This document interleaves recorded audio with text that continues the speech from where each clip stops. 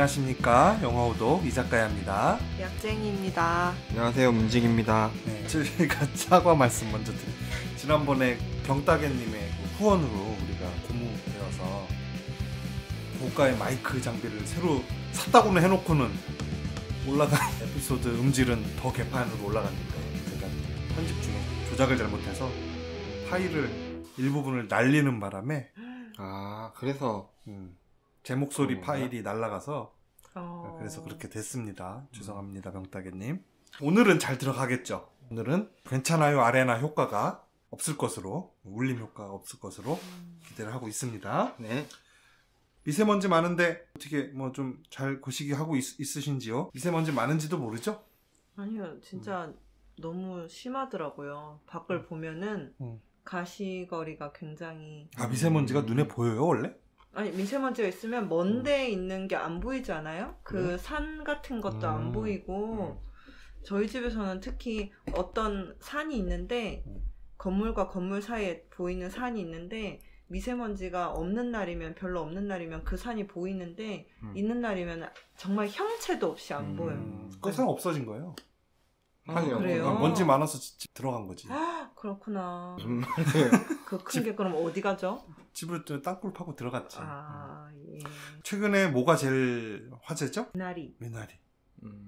도다리 쑥국이 화제죠. 요즘 봄에는 도다리 쑥국입니다. 도다리 쑥국 먹어봤나? 통영 살잖아. 제가요? 갑자기요? 언니가. 언니? 저희 언니가 통영에 살다가 이제 창원으로 옮겼어요. 통영 하면 도다리 쑥국인데 딱 지금철에 먹어야 되거든요. 도다리 쑥국이. 이 시기가 지나면 못 먹어요. 맛없어서. 멋있다. 도다리는 그냥 있는데 쑥이 없어서 안 돼. 쑥의 향이 이 시기가 지나면 저기 나서 한 번도 못 먹어본 것 같아요. 도다리 쑥국을요. 예. 네. 먹어봤을까? 그냥 그런 음식의 맛이 전혀 기억나지 않는데요. 저는 지금 하루 3끼, 2끼를 도다리 쑥국을 지금 3일째 먹거든요. 우와. 아무튼 지금 도다리 쑥국이 매우 화제고요. 그 다음에 도다리 쑥국과 비슷한 미나리도 화제였죠. 네. 그렇죠. 그리고 미나리가 화제가 됐던 게 아카데미 후보에 올라서요? 아카데미 후보에 올랐고 그 이전에 골든글러브의 외국어 영화상에 노미네이트 돼서 논란 혹은 화제가 됐잖아요. 그죠? 네. 영어로 된 대사가 50%가 안 된다 해서 외국어 영화상에 올랐는데 룰루 왕이라는 중국계 영화 감독이 이것에 대해서 트위터에 세게 비판을 했어요. 나는 올해 미나리보다 더 미국적인 영화를 본 적이 없다 라면서 세게 비판을 했는데 이 룰루 왕이라는 감독의 전작 페어웰이 2020년도 골든글러브에서 똑같은 일을 당했거든요. 미국 감독이 만든 영화고 아콰피나가 주연이었거든요. 아콰피나가 중국 한국계 미국인이죠. 미국인이 주연했음에도 불구하고 외국어 영화상에 2020년도 골든글러브에 올랐던 적이 있었는데 똑같은 일이 올해 미나리에도 반복된 거죠. 근데 그 페어웰이 최근에 개봉돼서 반응이 꽤 괜찮았단 말이에요. 봉준호가 극찬했었고 이 페어웰이라는 영화에 대해서. 근데 이 페어웰은 2020년도에 기생충의 그늘에 가려서 묻혔죠 완전히. 근데 봉준호가 극찬해. 이거 매기는 거 아닙니까? 약쟁이처럼? 제가요? 약쟁이 지금 여기 와서 저 손님이 자꾸 들어와서 문을 늦게 닫아서 늦게 왔다면서 장사도 안 되는 저 괜찮아요 하니 원장님 속을 막 긁고 그렇게 매기는 거였잖아요 사실은. 제가 막 백날 잘 된다고 해봤자 여기 뭐 환자 한 3명 뭐 이렇게 하죠. 여기 환자들 무슨 뭐 마늘 주사 같은 거 맞고 가? 왜 이렇게 비싸? 마늘 주사 싼? 아무튼 그런 영화가 있었어요.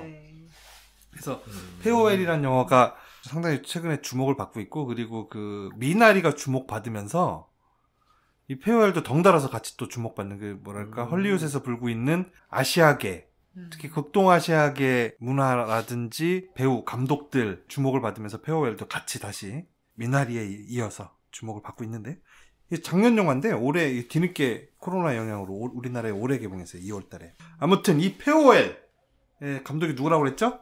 룰루왕. 룰루왕의 또 다른 영화 전작 장편 데뷔작을 할 수 있는 영화를 우리가 보고 왔습니다. 페어웨이를 우리가 보기에는 극장 가라고 해도 이놈 자식들 안 갈 것 같고, 이놈의 자식들. 저도 뭐 갈 시간 없고 바빠갖고, 그래서 왓챠에 있는 룰루왕 데뷔 장편 영화 러브 인 베를린. Dying is the smartest career move Liam's ever made. Put together a show. You're not dead. How am I going to explain now? 이 영화는 1시간 30분짜리 짧은 로맨틱 코미디 영화예요. 네. 굉장히 저는 재밌게 봤는데, 제가 좋아하는 배우도 나오고, 또 그때 당시는 좋아하지 않았고 누군지도 몰랐지만 지금은 핫한 아시아계 감독 룰루왕 감독을 했고, 그러니까 마치 내가 킹구 같은 느낌이 들어서 저를 어떤 좀 고무시켜주는 그런 영화라고 할 수 있어요. 이 영화는 어떻게 살 것인가에 대한 영화다 라고 볼 수도 있고, 우리가 항상 삶이 어떻게 살아야 되는가, 내 삶은 어때야 하는가에 대해서 좀 실존적 고민을 하지 않습니까? 안 합니까? 요즘 안 하는 거. 안 해요? 네. 일하는 데 바빠서? 네, 네. 아무 생각 없이 그냥. 네, 일에 치여가지고. 그렇죠. 편한 상태로 쉬고 좀 빨리 좀 하자. 좀 빨리 하고 가자 좀. 바쁘다. 왜 이러지? 이상한데. 로맨틱 코미디의 형식을 띠고 있지만, 네. 어떻게 살 것인가에 대한 물음을 던지는 그런 좀 나름 깊이를 가진 영화라고도 할 수 있겠습니다. 네. 캐릭터 먼저 소개를 시켜드려요. 영화는 2010 4년. 맞습니까? 많이 안 찾고. 2014년. 좋았어. 저는 미리 찾아왔으니까 안 찾아요. 그럼 세게 그럼 주장을 해야지. 뭐 어차피 혼날 거 뭐. 너무 혼나가지고 옳은 말도 자랑스럽게 못하는 거 같아. 주눅 들어가지고. 제가 좋아하는 브릿 말링이 맥켄지라는 역할로 나옵니다. 네. 해직 기자죠. 네. 해직 기자인데 무슨 뭐를 위해서 싸우다 해직된 건 아니고 편집장한테 밉보여서 능력 없다고 그래서 잘린 신분이에요. 좋은 글을 써서 다시 편집장에게 인정받고 복귀하고 싶다라는 욕망이 있습니다. 현재는 남자친구를 사귀고 있는데, 남자친구는 완벽한 남자친구예요. 자상하고 돈 잘 벌고 세련되고 잘생기고 몸 좋고 이런 남자친구죠. 그 남자친구가 유명한 호텔의 그 아트 디렉터인데, 남자친구의 작업, 그러니까 유럽 전역에 있는 호텔을 돌아다니면서 예술에 관한, 예술품에 대한 배치나 어떤 구성 이런 거를 컨설턴팅 해주겠죠? 그 작업을 하는 거를 기분 전환도 할 겸 따라서 독일에 오게 됩니다. 독일, 베를린에. 그 다음에 리암이라는 주인공이 있습니다. 재능 있고 젊은 예술가죠? 네. 하지만 이제는 인기가 없는. 이 사람은 미술계가 좀 산업화되고 또 예술가들이 인기를 쫓고 이런 것에 대한 반감 같은 걸 가지고 있어요. 그러면서 자기의 그 진정성 있는 이 예술을 아무도 못 보고 있다는 것에 대해서 어떤 분통 이런 걸 좀 가지고 있죠. 그런 이 두 배우가 이 남녀 주인공이 되겠습니다. 줄거리, 리암은 시내의 어느 유명 갤러리에서 요즘 가장 핫하다는 디지털 설치 미술 전시회가 열리는 것을 바라보고 있습니다. 자신은 전시회 기회를 받지 못하고 있는 상황에서 뭣도 아닌 디지털 전시가 사람들에게 막 찬양을 받으면서 고가에 팔려나가는 이런 모습을 보면서 분노가 치밀죠. 네. 그 갤러리 지하에 보관되어 있던 자신들의 작품들을 꺼내와 갤러리 문 앞에서 불태웁니다. 이것도 다분히 퍼포먼스적이죠. 예술가답게. 예술관 앞에서 죽은 예술. 그런 느낌이지 않습니까? 낸시랭하고 좀 잘 어울리는 것 같아. 영화 그만 봐. 여기 와서 영화 보냐. 미리 보고 와야지. 출발 비디오 여행을 보는 기분이에요. 그쵸. 네. 네, 설명을 들으면서 네, 보니까 더 재밌는 것 같고. 그래서 속상한 마음으로 과음을 하고 길바닥에서 리암은 잠듭니다. 이때 지나가던 노숙자가 리암의 소지품을 가져가요. 네. 그 다음날 기찻길 옆에서 한 변사체가 발견됩니다. 아마 기차 사고를 당한 것 같아요. 형체는 알아볼 수가 없고 리암의 소지품을 가지고 있다는 사실로 경찰은 리암이 자살한 것으로 결론을 냅니다.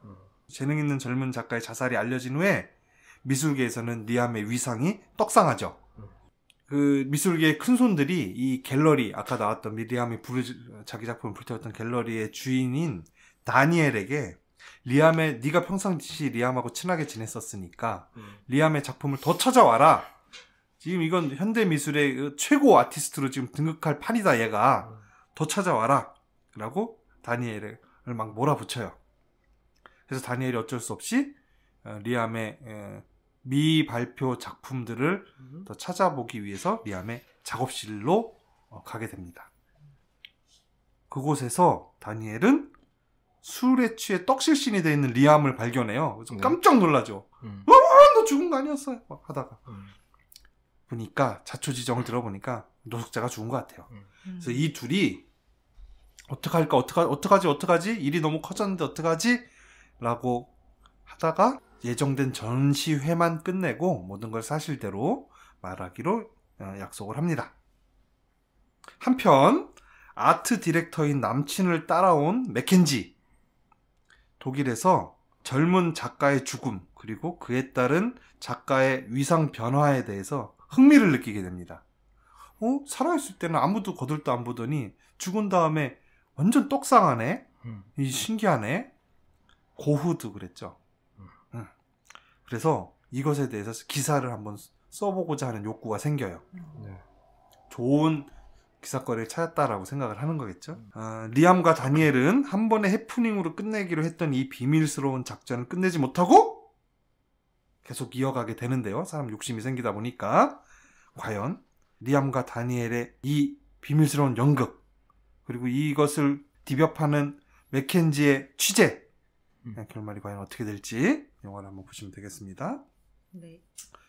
봤죠? 이게 단순한 로맨틱 코미디가 아니란 말이에요. 네. 근데 왜 재미없어요? 단순한 로맨틱 코미디는 아닌데 그렇다고 해서 이게 무슨 뭐 이마를 탁 칠 만큼 신선한 이야기도 아닌 것 같아서요. 그래요? 엄청 네. 신선하잖아요. 아니, 너무 다 약간 설정이 다 뻔하지 않아요?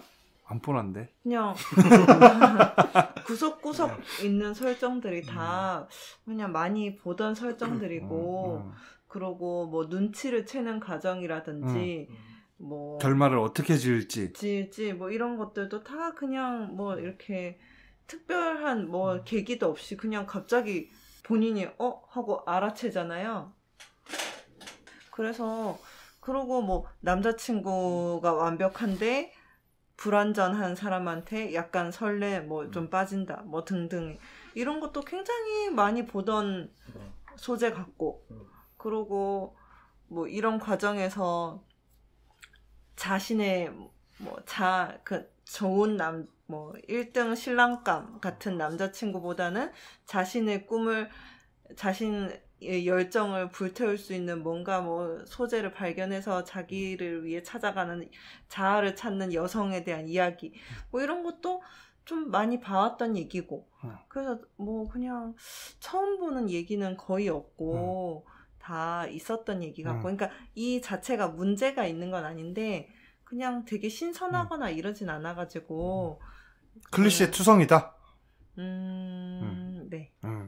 그래서 그러니까 영화가 재미없는 건 아닌데 그리고 그냥 제목에서 느껴지는 정말 로맨틱 코미디 흔한 로맨틱 코미디가 아닌 것까지는 알겠는데 그렇다고 해서 이게 뭐 굉장한 철학적인 이야기를 담고 있어서 나 자신에게 울림을 준다든지 뭐 요 정도까지는 또 아니다. 약쟁이가 메말랐네요. 요즘 돈을 그냥 손님들을 눈탱이 치느라고 바빠갖고 메말랐어. 그런가 봐요. 그리고 저는 좀 결론에서 보면은 제가 진짜 메마른 건지 모르겠는데 결론에 보면은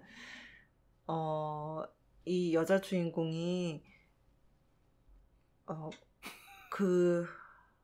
뭐라는 얘기를 했는데 뭐 내 안에 뭐 불꽃을 뭐 그런 얘기 나. 여자 주인공이 한 말이 아니라 네. 남자가 여자에게 네. 너를 사랑해주는 사람을 만나는 것도 좋지만 네 안에 불꽃에 불을 지펴줄 사람을 만나야 된다. 네, 막 라고 그런 했죠. 얘기 하잖아요. 근데 저는 불꽃을 막 하고 이런 거에 회의가 있어요. 그거에 대해서 한번 얘기해 봅시다. 네. 좀 이따가. 어때 재밌었어요? 그냥 네 저는 끝까지 안 봤잖아. 지금 1시간 5분 봤네. 지금 거의 28분밖에 안 남았어요. 아, 그래서 보고 계신 거예요? 네. 빨리 감기 안 돼, 빨리. 안 돼. 마차 이게 빨리 감기 2배 재생 이런 게 왔어가지고 일단 한 1시간 정도 본 결과 요거 결말이 궁금하다. 어떻게 끝날지 결말이 궁금하다. 그런 거. 근데 다 봤죠. 다 봤는데 끝이 생각보다 흐지부지하게 끝나는 것 같았고 맞아요. 사실 여기 시놉시스인가 이걸 읽어봤을 때 끝까지 모르다가 이 여자를 끝까지 어떻게 속여가지고 막 이렇게 될지 약간 그런 게 기대가 됐는데 처음부터 뭔가 바람이 픽 빠지는 그런 느낌이 들어가지고 그런 게 일단 영화 전개상 조금 실망스러웠고 두 번째는 그런 뭐 철학적인 질문 이런 거를 중간중간에 이렇게 던져주긴 하는데 역시나 저도 감정이 다 메말라 버렸는지 영업에 지금 혼신을 다 바치고 있기 때문에 둘이 앉아가지고 배부른 소리 하고 앉아있는데 지금 남자친구 돈 많고 이러니까 자기 작품 다 팔리고 그러니까 배부른 소리 하고 앉아있구만 이런 생각이 들었습니다. 물론 이제 좀 뭐 이렇게 생각할 거리가 있었던 것 같기는 해요. 이 장면 지금 나오는 이 장면 너무 웃겨. 이 장면요? 네. 저 사람 지금... 두 사람이 걸어오는데 갑자기 음악부터 이제 성악이 나오면서 걸어오다가 그 성악이 BGM이 아니라 그 길에서 어떤 사람이 부르는 거야. 그 사람이 화면 속으로 등장하면서. 그러면 이게 나는 약간 환상적인 장면처럼 연출된 건 줄 알았지. 그 사람은 뭐 실존 인물이 아니라든지 하여튼 BGM을 의인화시킨 거라고 생각을 했는데 그게 아니라 실제로 거리에서 노래를 부르는 사람이야. 딴 사람한테 또 가. 하는 게 너무 좀 위트 있더라고요. 아무튼 요거 이따 잘라서 넣고. 그렇습니까? 저는 너무 재밌게 봤어요. 이게 사실 야 지가 죽은 척 해서 지 작품의 값을 천정부지로 올려놓고 이걸 어떻게 수습하는 거냐. 어떻게 수습하지? 어떻게 끝까지 속이지? 어떤 기발한 뭐가 있지? 라고 보면은 이 영화는 빵점이에요. 이건 그걸 하는 그런 영화가 아니라고 봅니다. 미스테리라거나 스릴러물이라거나 뭐 이런 게 아니에요. 그래서 그거는 그냥 어떤 스토리를 전개해 나가는 그냥 요식행위. 요식행위다. 요식행위 같은 거예요. 그런 스토리는. 그래서 영화를 보면서 얘네들이 야, 뭐 너 죽은 거 아니었어? 뭐 어쩌지 했을 때 이미 마지막에 가서는 어떻게 해결되겠구나는 누구라도 예상할 수 있어요. 누구라도. 그리고 여기 영화 중간에 그래서 그거를 어떻게 해결할 것인가 힌트를 주겠다고 그 선영아 사랑에 나오잖아요. 네. 우리 대학생 때인가? 갑자기 온 동네 벽에 선영아 사랑해가 막 다 붙어 있었어요. A4지가.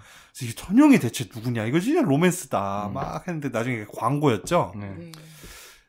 그런 것처럼. 그 이제 만드레이크가 그런 거 보면 막 엄청 화를 내죠. 왜 속이냐? 하면서. 만드레이크는 예전에 지하철에서 연극과 학생들의 어떤 진짜요? 연극 뭐 이렇게 사랑 고백하는 사람들을 다 앞에 두고 사랑 고백하는 것 같은 거를 지하철 칸 안에서 했단 말이에요. 그래서 사람들이 다 와 너무 저 젊은이들 너무 예쁘다 했는데 나중에 그게 다 연극과 학생들의 어떤 퍼포먼스였다라는 게 밝혀진 다음에 이거는 거의 범죄다. 만드레이크가 아무튼 이거 만드레이크 생각나네요. 그래서 그런 사례가 선영아 사랑의 사례가 나와요. 이게 독일에서도 똑같은 일이 있었나 봐요 옛날에. 그 사례 이렇게 나오면서 그러면 이것도 뭐 그런 식으로 뭐 마무리 하겠구나 하는 예측은 뭐 충분히 가능합니다.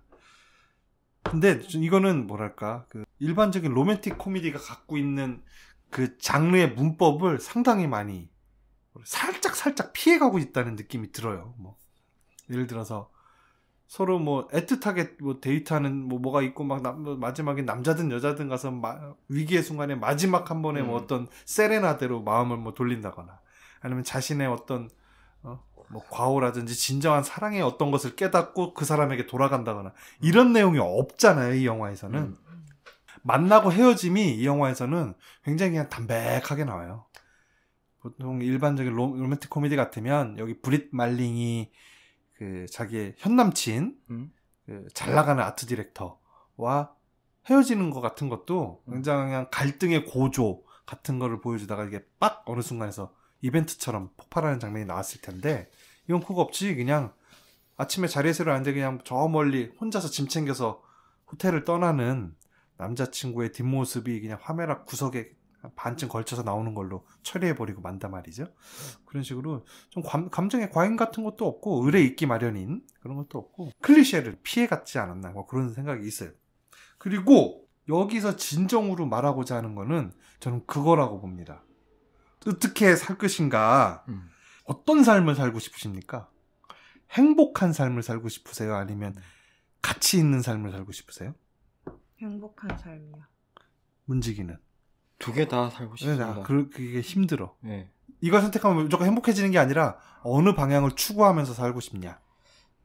근데 왜 그게 병행이 안 돼요? 적당히 병행하기가 어렵다는. 두 개를 다 추구할 수는 없고 한쪽을 추구하다 다른 게 따라올 수는 있겠죠.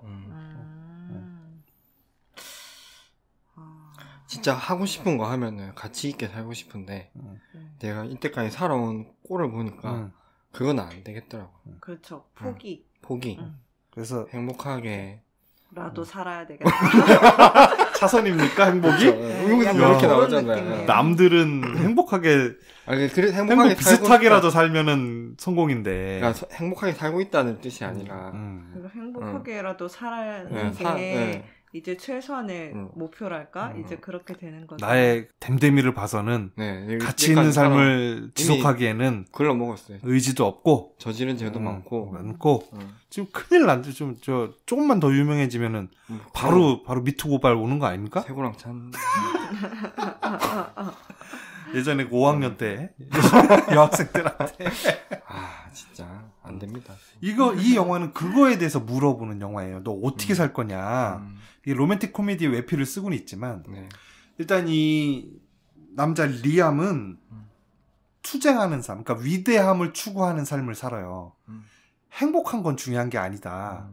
위대함을 어떤 가치를 추구해야 되고 그래서 위대해졌을 때 비로소 선망의 대상이 되는 거다. 내가 살면서 선망해온 것도 그런 것들을 선망해오면서 컸다는 거잖아요. 우리도 어떤 걸 선망했을 때 소소하게 그냥 자기의 삶 안에서 그냥 자기 행복하게 사는 사람들은 티가 안 나고 일단 우리 어릴 때부터 나 저런 사람처럼 되고 싶어. 뭐 김연아라든지 아니면 위대한 독립운동가 이회영 선생이라든지 이런 사람.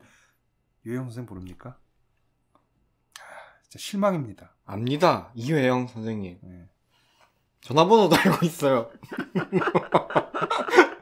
이메일 주소 조선 당대 최고의 노블리스 오블리제 화신인데요.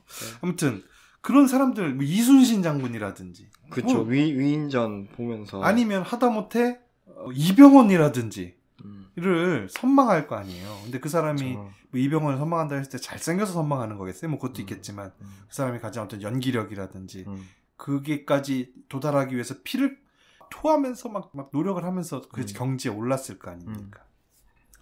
그런 사람들을 선망한다 이거예요. 위대해진 사람들을. 그래서 이 리암은 그러한 것, 그러니까 가치 있는 삶을 추구하면서 사는 사람이에요. 반면에 이 맥켄지는 만족하는 삶을 추구하는 사람이죠. 그러니까 행복을 추구하는 거예요. 현실에 만족하고 내가 위대한 걸 이룰 수 없다는 것을 뭐 자각하고 또 그것을 받아들이고 그 안에서 내 주어진 능력 안에서 그것에 만족하고 소소한 행복을 포기할 건 일찌감치 포기하고 고통스럽지 않게 자기가 할 수 있는 거 하면서 그 안에 행복을 가꾸는 그런 삶을 사는 길을 원하는 사람이잖아요. 맥켄지가 처음에. 그래서 이 두 사람이 처음 만나서 데이트 비슷한 걸 하면서 언쟁을 하는데 이 문제로 좀 언쟁을 해요. 그래서 영화가 진행되면 진행될수록 맥켄지가 변화해 갑니다. 뭘로? 가치 있는 삶을 추구하는 방향으로 가는 거죠. 그래서 맥켄지가 현재 갖고 있는 그 행복을 추구하는 삶, 만족하는 삶의 상징 같은 게 그 남자친구입니다. 남자친구. 자기 남자친구를 뭐라고 표현하냐면 뭐 정말 완벽한 남자친구고 언제나 내가 힘들 때 편하게 기대 쉴 수 있는 사람이야 라는. 그러니까 이 사람은 어떤 자신의 한계를 넘어가는 게 한계에 부딪힐 때마다 그냥 되돌아와서 편하게 남자친구한테 기대서 쉬고 거기서 만족감을 느끼고 행복하고 그러면 되는 사람이었어요. 그래서 잡지사에서 해고가 된 이후에도 마음 한구석에는 내가 좋은 글을 써서 진짜 한번 본때 보여주고 싶어하는 마음도 있지만 그냥 뭐 남자친구한테 기대 쉬면서 남자친구가 유럽 여행 다니면서 일할 때 옆에 같이 따라다니면서 좋은 거 보고 이러한 삶으로 만족해 있었던 거죠. 그러면서 죽은 리암을 취재한다면서 리암의 형인 척하고 있는 잭, 사실은 리암이죠. 를 만나서 리암에 대해서 취재하고 리암의 사상을 계속 들으면서 그리고 그거에 대해 반박하면서 현재 자기가 어떤 스탠스인지를 구체적으로 확인하게 되고 그러면서 자신도 이게 아니라 가치를 추구하는 삶으로 나아가겠다 라는 내용으로 이제 영화가 끝난다고 전 봐요. 그래서 그 메시지가 이게 왜 저는 좋냐면은 지금 세상은 행복한 삶을 추구하는 것에 너무 경도돼 있는 세상 같아요. 요즘에 행복을 추구해. 그게 예전에 80년대에는 그게 아니라 너 성공해야 돼라는 어떤 경제 발전, 국가적 경제 발전 이데올로기랑 엮여서 성공하는 삶 이게 최우선의 가치였다면 그 위에 그런 것에 염증을 느끼고 X세대라는 사람들이 대거 등장하면서 행복한 삶 아니야 성공해봐야 무슨 소용이야 행복해야지 라는 삶으로 가서 이제는 행복을 추구하는 삶만이 어떤 삶의 한 가지 가장 올바른 지표인 것처럼 돼 있잖아요. 이제 약쟁이도 행복하고 싶다고 하고 문지기도 사실은 다른 걸 원하지만 행복할 수밖에 없는 것 같다 라고 하기도 하고 저도 한 몇 년 전까지 그런 내가 행복한 삶이 제일 중요한 거지 라고 생각을 했었거든요. 근데 최근엔 조금씩 바뀌고 있어요. 가치 있는 삶이 더 중요한 거고 가치 있는 삶을 추구하다 보면 행복이 따라오게 되는 거다라는 쪽으로 좀 생각이 바뀌었거든요. 근데 이 영화가 예전에 이제 그 당시에 저한테 영향을 줬을 수도 있어요. 그리고 그와 비슷한 메시지를 설파하는 유튜브 테드 영상도 있거든요. 그 이름이 뭐였어? 에밀리 스미스라는 작가가 또 말한 행복한 삶과 가치 있는 삶을 이렇게 비교하는 뭐 그런 영상도 있는데 그거 보면 참 그럴싸하다라는 생각이 들거든요. 가치 있는 삶이라고 했을 때 그게 가치 있고 없고가 시대마다 또 다르잖아요. 그렇겠죠. 뭐가 가치 있는 삶이냐? 네. 그 질문이죠. 네. 어쩜 손바닥 아닙니까? 어쩜 이렇게 손바닥 아니? 그게 그러니까 제가 자라면서 봤을 때 진짜 어렸을 때는 위인전 보고 요새 나 애들이 위인전 보는지 모르겠는데 위인전 보고 위대한 사람이 돼야 되고 뭐 국가를 위해 뭐 민족을 위해 이런 얘기들을 막 했었잖아요. 근데 커오면서 그런 가치들이 다 무너지고 부질없다. 부질없고 예전에는 막 올림픽 가서 금메달 따면 국위선양 만들어있고 막 헌장하잖아요. 올림픽 금메달 따면. 그렇게 못 되면은 네 잘못이고 네가 노력을 안 해서 그렇다니 뭐 그런 식의 얘기가 오가다가 어느 순간부터인가 무슨 괜찮아요 이런 얘기 나오고 해민 괜찮아요? 해민스님 힐링 얘기 나오고 네, 힐링 이렇게 만드레이크가 좋아하는 단어죠. 힐링 그렇게 해도 된다 뭐 그렇게 사는 것만이 답은 아니다 이런 식으로 얘기가 나오다가 그렇게 지금 얘기가 흘러가고 있는 것 같거든요. 지금 그게 주류죠. 그게. 근데 그럼 지금 시점에서 이 작가님이 뭔가 가치 있는 삶이라고 한다면 어떤 신의 정신인 건지 아니면 본인이 그냥 생각하기에 내가 이 영화 오덕을 하는 게 가치 있는 삶이야 이렇게 하는 건지 내가 피곤한데도 그러니까 이거는 되게 가치 있는 일이야. 내가 가치 있다고 느낀 거는 위대한 삶. 약쟁이가 또 느껴왔을 때 속으로 진짜 화가 났거든요. 근데 그거를 좋은 말로 비꼬면서 표현했다는 게 저는 가치를 좀 만들어내지 않았나. 일 가치를 굴치했다. 제가 볼 때는 행복한 삶에 가까우신 것 같습니다. 최고를 했다 라고 행복하려면 내가 승질을 냈어요. 방방 뜨면서. 그렇죠. 근데 하여튼 뭐 그게 가치 있는 삶이 뭐냐라고 하면은 이건 내 얘기는 아니고 에밀리 스미스 이 작가는 네. 그 가치 있는 삶의 4가지 기둥이라고 음. 해서 뭐 제시를 해요. 뭐 4가지 요소를. 근데 아까 말했듯이 뭐 이순신처럼 뭐 해야 가치 있는 이제 그거는 국가주의적 가치죠. 뭐 그런 것도 가치 있는 거고 또 개인적으로 가치 있는 삶을 살 수도 있어요. 뭐 예를 들면 가족들을 위해서 뭐 희생한다든지 아니면 어려운 이 사회가 조금이라도 좋은 방향으로 가기 위해서 내가 일조한다든지 지구와 환경을 위해서 노력하는 삶을 살았다든지 아니면 내가 태극기를 메고 막 광화문 광장에 나가서 일요일마다 깃발을 흔든다든지 자기가 가진 가치관에 따라서 가치 있는 삶이라는 것은 달라지겠죠. 가치 있는 삶이 딱 정해져 있어서 요거에 맞으면 너는 가치 있는 삶을 살았고 아니면 아닌 거야 이렇게 할 수는 없는 거니까. 그리고 자기의 가치관에 따라서 가치 있는 삶을 살았다고 본인이 느낄 때 그때 행복감도 따라온다는 거예요. 행복을 추구하는 삶은 왜 불행해질 수밖에 없냐면 행복은 왔다가도 가기도 하고 갔다가도 오기도 한단 말이에요. 근데 행복을 추구하면서 살면 행복이 갔을 때는 불행해진다 이거죠. 하지만 가치 있는 삶을 추구하게 되면 뭐 때로는 행복이 오기도 하고 때로는 가기도 하는데 행복이 갔을 때도 내 삶을 단단하게 지지할 수 있다는 거예요. 그 가치 있는 삶을 살고 있기 때문에. 일단 에밀리 스미스는 인생의 목적이 최근 들어서 너무 행복 추구에 가 있는 것 같다. 그리고 행복을 위한 길은 성공이다. 뭐 좋은 대학 가야 되고 좋은 직장 가야 되고 약사, 의사 이런 거 해야 되고. 왜 한의사는 빼먹어요? 의사에 한의사가 포함되는 거 아닙니까? 당연히. 괜히 또 자격지심을 괜한 소리를 했네. 행복하지 반성합니다. 않아서 그래. 뭐 그렇게 해서 좋은 직장, 좋은 파트너, 뭐 좋은 집 이런 거를 이제 갖추면 행복하게 될 거다. 이게 행복으로 가는 길이라고 생각을 하는 거잖아요.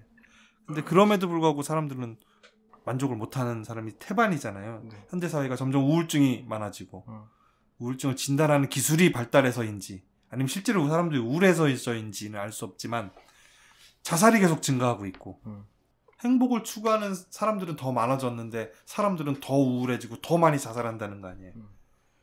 이게 어떻게 된 일이냐. 이 사람의 진단은 행복을 쫓는 사람은 결국은 불행해지기 때문이다 라는 거예요. 그래서 사람들이 왜 불행해? 절망하기 때문에.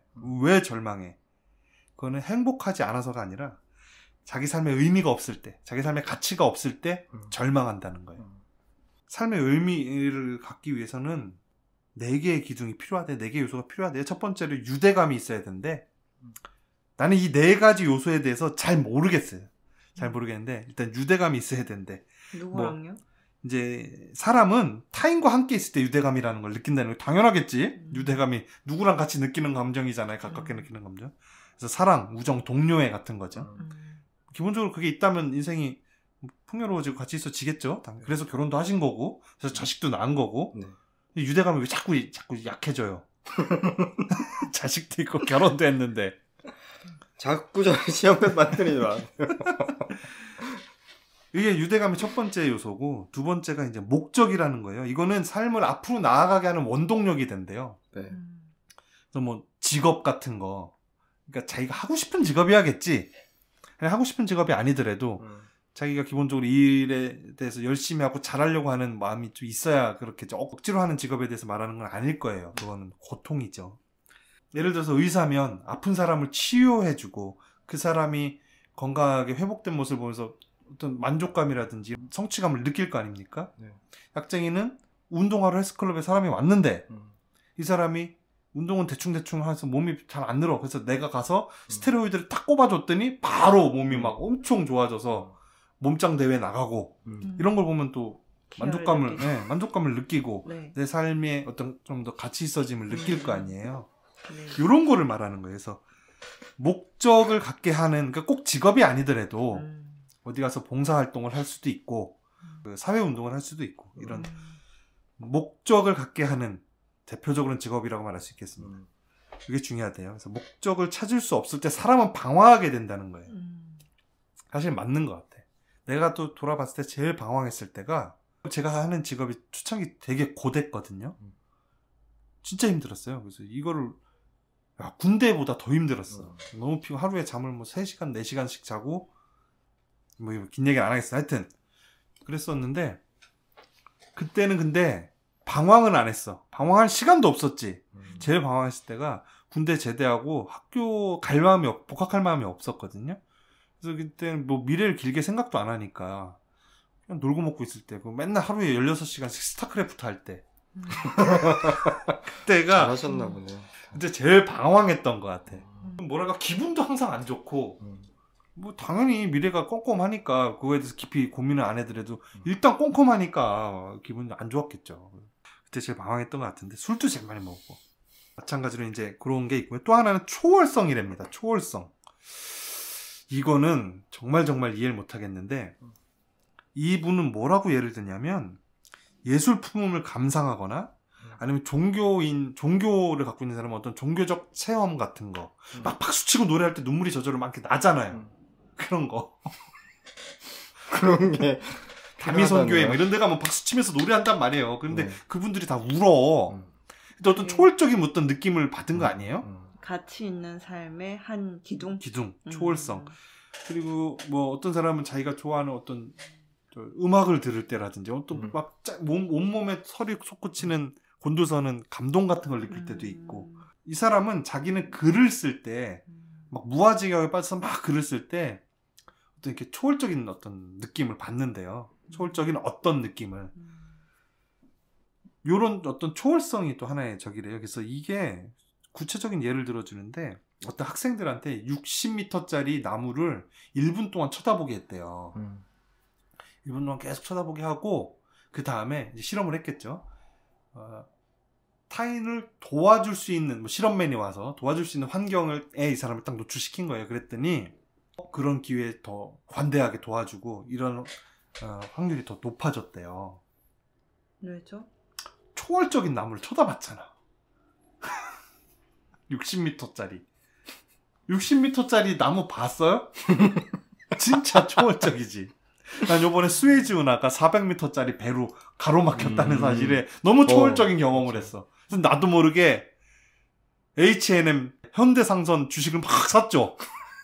다음날 반토막 났다. 그런 경험인가 보다. 그 나도 모르게 하는 경험이 초월적 경험. 그렇죠. 네, 그런 거예요.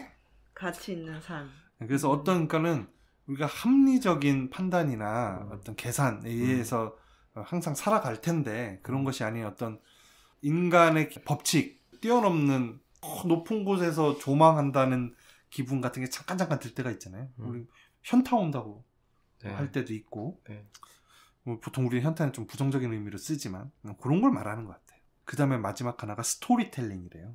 자기 자신의 이야기를 할 수가 있어야 된다는 거예요. 자기 이야기를 해보라고 하면 보통 이렇게 생각해보면 내가 능동적으로 이렇게 살아서 이렇게 왔어라고 얘기하는 게 아니라 그냥 이렇게 해서 때 돼서 시험 봐서 학교 가고 졸업해서 그냥 그 전공 살려서 이렇게 오고 하다가 경력 쌓고 뭐 창업하고 이렇게 왔네 라는 어떤 피동적인 자기 인생을 그렇게 조망한다는 거지 본인들이. 그게 아니라 적극적인 스토리텔링을 해야 된다는 거예요.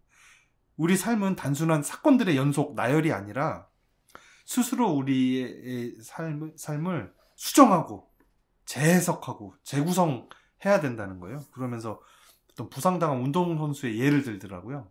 이 사람이 부상당해서 절망에 빠져 있었는데 어느 날 이렇게만 살 게 아니라 자기의 인생을 재구성하기로 했대요. 그래서 나는 예전에는 맨날 파티만 좋아하고 그런 삶을 그냥 소모적인 삶을 살았는데 이제는 뭐 남을 돕는 일에 눈을 떴다 뭐 하면서 자기 인생을 스스로가 이렇게 재정의를 했대요. 그러면서 이 사람이 그 이후에 많은 청소년들의 그 멘토가 됐대. 그 운동선수를 꿈꾸거나 진로를 뭐 고민하는. 근데 그게 뭐 이제 그 사람은 그럴만 했으니까 그렇게 된 것 같긴 한데 내가 멘토가 돼야지 근다고 갑자기 멘토가 될 수는 없을 거 아니에요.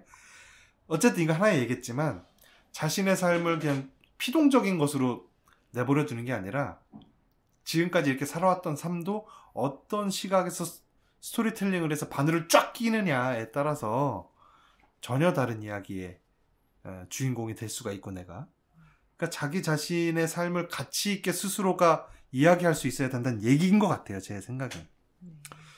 그런 4가지의 요소를 갖추면 인생이 가치 있어진다는 거예요. 그러니까 나라를 지켜야 가치 있는 거예요? 이런 거는 단순한 질문이고 이 4가지 방법으로 태극기를 메고 나가든지 횃불을 들고 죽창을 들고 나가든지 그거는 뭐 각자 원하시는 대로 하시면 되겠습니다. 근데 이 영화에 이 4가지가 다 나와요. 너무 껴맞춥니까? 네. 이것이 바로 스토리텔링이에요. 정말 예전에 그래비티. 네. 그래비티. 만드레이크가 네, 민들레님께서 해석을 해주셨을 때 그때 그 장면들이 그때와 비슷한 느낌. 아씨 안 되겠는데. 안 되겠. 진짜 그게 사실이라면 이거 꺼야 되는데 지금. 이 내 기둥을 설명하기 위해서. 그렇죠. 영화를 고르다가. 네, 그렇습니다. 그러면 것 다시 하겠습니다. 유대감과 목적이 있어요 이 영화에. 근데 그죠? 유대감과 목적이 없는 영화는 거의 없지 않아요? 야! 아니 영화 그렇게 자꾸 늦게 와가지고 그렇게 자꾸 태클 걸고. 넌 늦게 오는 게 목적이냐? 아무튼 이렇게 해서 가치 있는 삶을 사는 게 네. 트렌드다. 트렌드라고요? 트렌드다. 이제 앞으로 다가올 앞으로 다가올 아니, 트렌드다. 근데 아까 저한테 말씀을 이제 드립니다. 저희한테 첫 번째 질문하실 때 네. 가치 있는 삶을 추구하느냐 행복한 삶을 추구하느냐 그랬는데 저는 행복한 삶을 추구한다고 말씀을 드렸는데 지금 설명을 다 듣고 나니까 정의 자체가 제가 생각하는 행복한 삶과 지금 이 작가님이 설명하신 행복한 삶과 가치 있는 삶이 조금 같은 거야? 의미가 달라요. 그러니까 정의 자체가. 왜냐면 제가 생각한 행복한 삶은 그냥 진짜 마음에서 행복함을 느끼는 순간순간들이 오는 삶을 추구하고 싶다는 거고 그거를 느끼려면 가치 있게 살든지 어쨌든 본인이 의도하는 바와 이제 합일되는 삶을 사는 건데 저는 그 성공을 위해서 아까 말씀하신 것처럼 뭐 의사가 돼서 어쩌고 이거를 행복한 삶을 추구하는 것의 하나로 넣으셨잖아요. 뭐 그럴 수 있죠. 예, 네, 예. 근데 저는 그거를 그렇게 생각을 안 하고 그럼 의사 못됐고 약사 못됐으니까 그렇지. 그러니까 그거를 안 해봤잖아. 목적지향적인 삶이라고 생각을 했지 행복한 삶은 제가 생각했을 때 행복한 삶은 그 가치가 그렇게 뭐 사회적인 가치든 본인이 스토리텔링을 할 수 있든 설령 스토리텔링을 할 수 없이 나는 그냥 오늘 일요일 날 누워가지고 아무것도 하기 싫은데 그냥 행복해 라고 생각하면 저는 그게 다 어떤 카테고리로 넣을 수 없는 감정이라는 거죠. 그렇게 여기서 이분이 말하는 행복한 삶은 뭐 그러니까 예를 들면 안정적이고 네, 성공 안정적이고 네. 편안하고 기분이 좋은 상태에 있고 네. 또 스트레스가 없고 남한테 나쁜 짓 안 하고 미워하는 사람 없고 이러한 상태를 쭉 유지하는 그런 때 느껴지는 감정이 행복감. 이분의 정의로는 그러니까 그런 거라는 거예요. 근데 여기서 이제 핵심적인 거는 그냥 행복을 뭐라고 정의해야 되는 상관없는데 가치를 추구하는 삶과 행복을 추구하는 삶이 가장 부딪힐 때가 언제냐면 내가 어떤 목적을 향해 나아가는데 그 가는 길이 괴로워. 난 저 저 금메달을 따고 싶어. 너무너무 괴로운 거야. 근데 매일매일 막 그 황영전은 훈련할 때 항상 지나가는 트럭에 뛰어들고 싶었다고 그러잖아요. 너무 힘들어서 매일매일 그 생각을 그런 감정을 고통을 느끼면서 살았대요. 그 내가 지나가는 트럭에 치여서 죽고 싶은 고통이라는 게 어떤 걸지 상상도 안 되잖아요. 네. 그리고 김연아 같은 경우도 뭐 관절이 이미 박지성 맨날 그 무릎에 물 차가지고 끊이지 않는 고통 속에서 그 부상의 고통 속에서 부상을 달고 뛰면서 어떤 목적을 이룬 거잖아요. 그럴 때 이제 행복을 추구하는 삶과 가치를 추구하는 삶이 그런 면에서 이제 부딪힌단 말이에요. 뭐 독립운동가 이거를 하면 내가 내 목적 이상에 의해서 맞는 일이긴 한데 막 잡혀서 고문당하고 막 두드려 맞고 막 맨날 쫓기고 추운데 노숙하고 야 그러지 말고 그냥 네 행복하게 살아. 그게 뭐라고. 네 행복하게 살아라. 너 사랑하는 사람하고 오손도손 고통받지 마. 이럴 때 부딪힌단 말이에요. 그래서 여기에서 어떤 이렇게 부딪힐 때 뭘 추구하는 삶을 살 것이냐 랄 때 아까 말한 그 해당하는 내용들을 한번 대입해 볼 수 있을 것 같아요. 그죠? 근데 보통 내가 해야 될 일을 고통 속에서 추구하는 거 아니 그러지 말고 괜히 고통받지 말고 순리대로 편안하고 안정적이고 이렇게 있는 거를 선택하려고 하면 두 분 다 행복을 추구하는 삶으로 그잖아요. 그렇게 돼. 그런 질문이었어요. 아, 행복은 추구하는데 하기 힘든 것 같아요. 여기도 얘기하잖아요. 네. 행복을 추구하는 사람은 결국 불행해진다고. 네, 행복하기 힘든 것 같아요. 추구는 하는데. 네, 맞아요. 그래서 저도 그거를 많이 느꼈어요. 예전에는 그렇게 생각을 했단 말이에요. 내가 언제 행복한지를 내가 잘 몰라서, 내가 나 자신을 잘 몰라서 덜 행복하다라고, 행복이 크게 오지 않는다라고 생각을 했는데, 뭐 그게 맞을 수도 있고, 하품 아니야? 늦게 와서? 아니, 행복은 어떻게 막습니까? 하품 어떻게 마스크 속에서 하는데도 그걸 지적을 하시면. 하품 문제가 그냥 늦게 온 거. 늦게 온 게 문제지, 아, 당연히. 그렇군요. 당연히 늦게 온 게 문제지, 이 사람아. 죄송합니다. 그랬었는데, 지금 생각해 보니까, 내가, 의미 있는 삶을 추구하지 못해서 그런 게 아니었을까?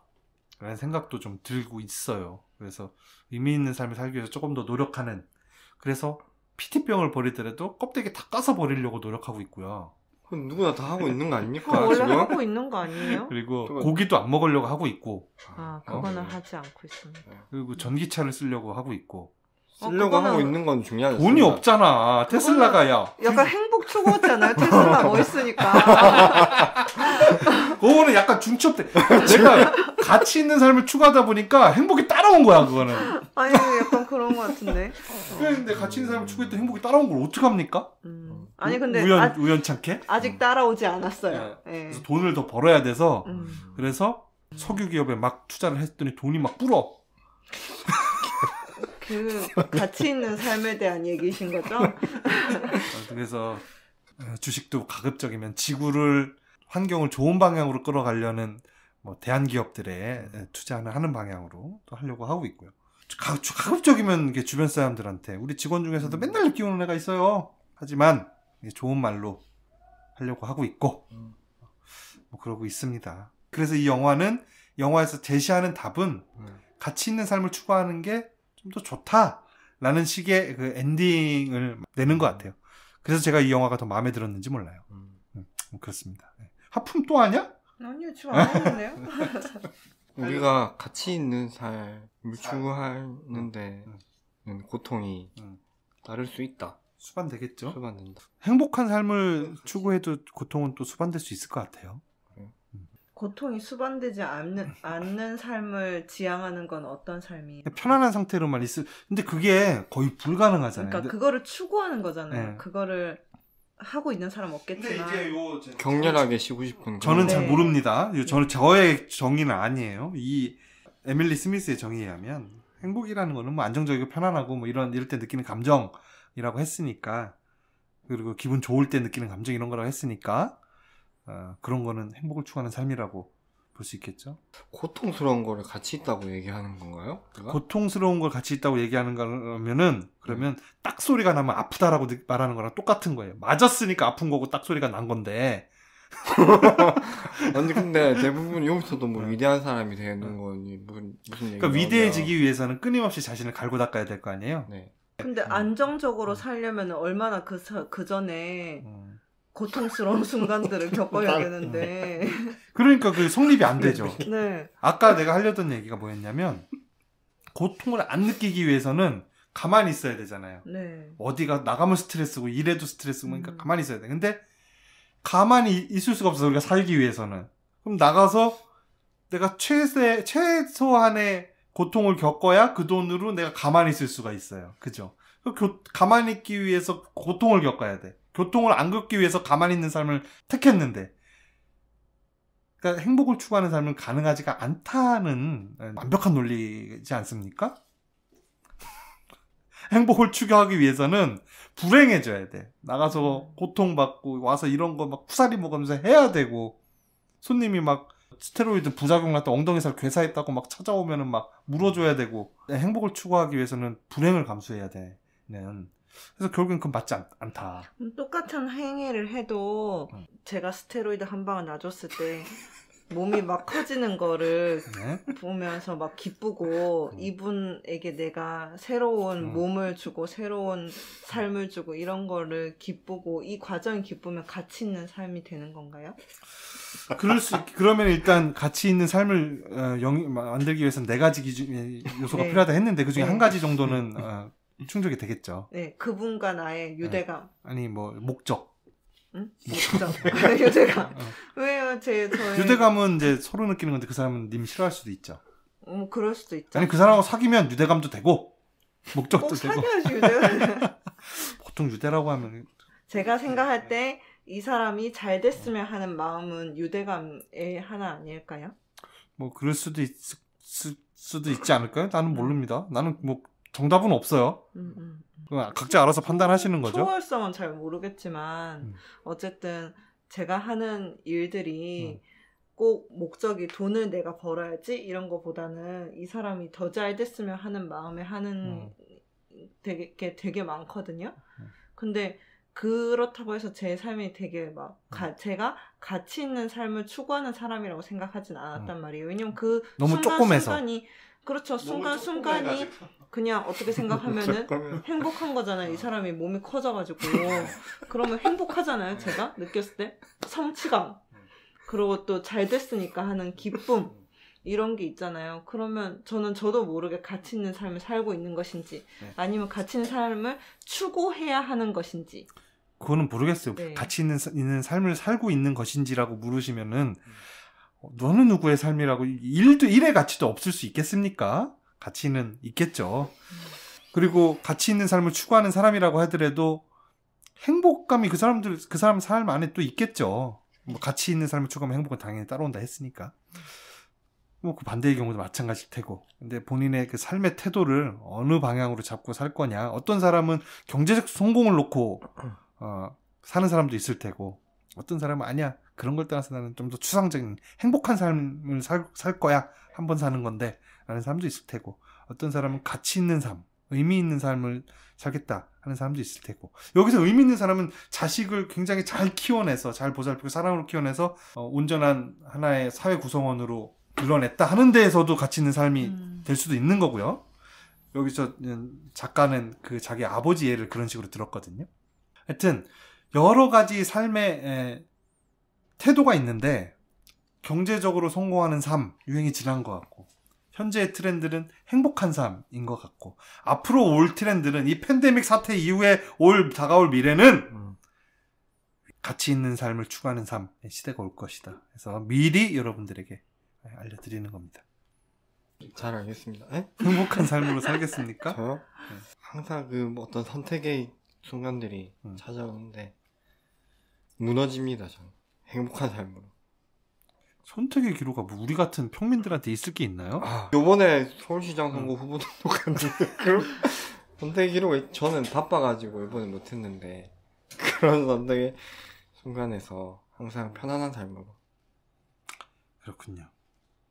얘기는 끝내고 영화에서 좀 재밌는 장면이 이 리암이 사망한 것으로 이제 잘못 알려진 이후에 이 리암의 재평가가 이루어지잖아요. 네. 현대미술의 최고의 작가다라고 업계의 큰 손들이 입을 모으잖아요.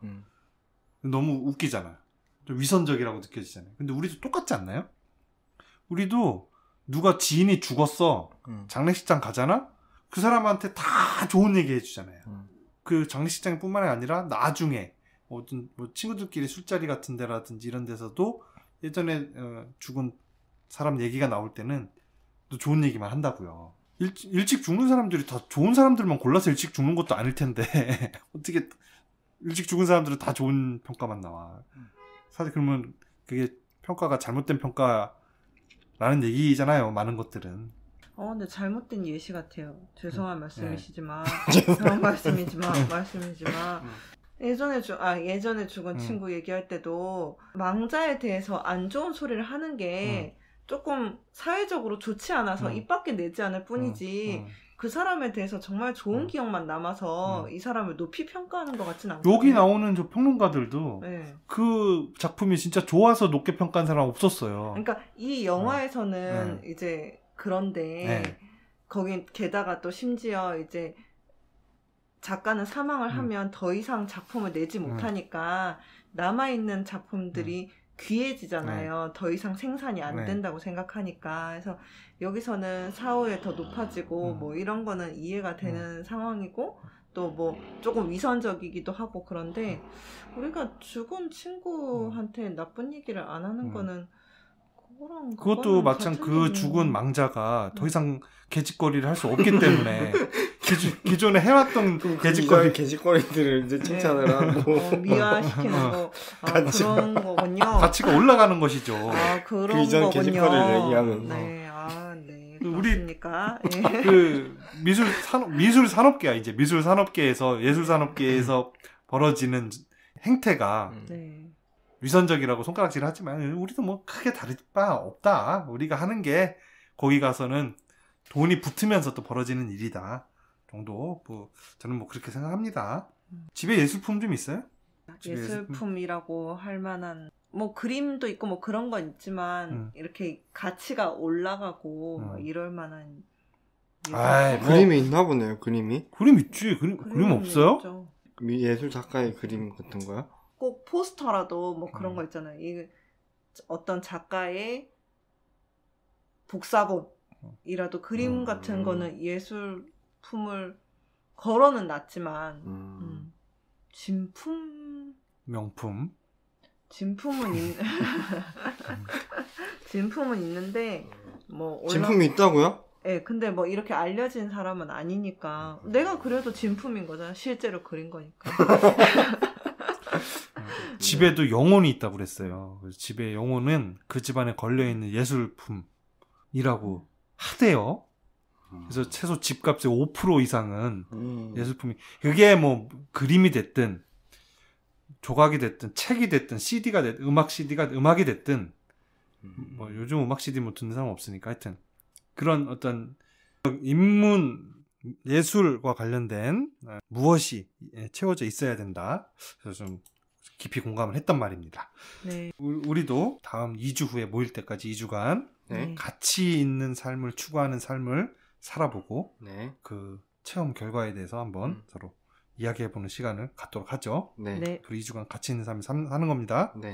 무엇이 가치 있는 건지 또 무엇이 행복인 건지를 알기도 힘들지만 내공이 없으면 아무튼 각자의 가치를 찾아서 같이 그것을 추구하는 삶 살고 오는 겁니다.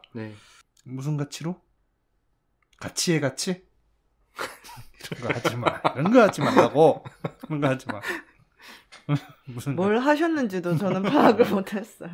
그리고 우리가 다음 주에는 테스와 보낸 여름이라는 독일 영화 다스 아우토를 보고 한번 소개를 해드리도록 하겠습니다. 이만 물러가겠습니다. 이 작가였습니다. 약쟁이였습니다. 문직이었습니다.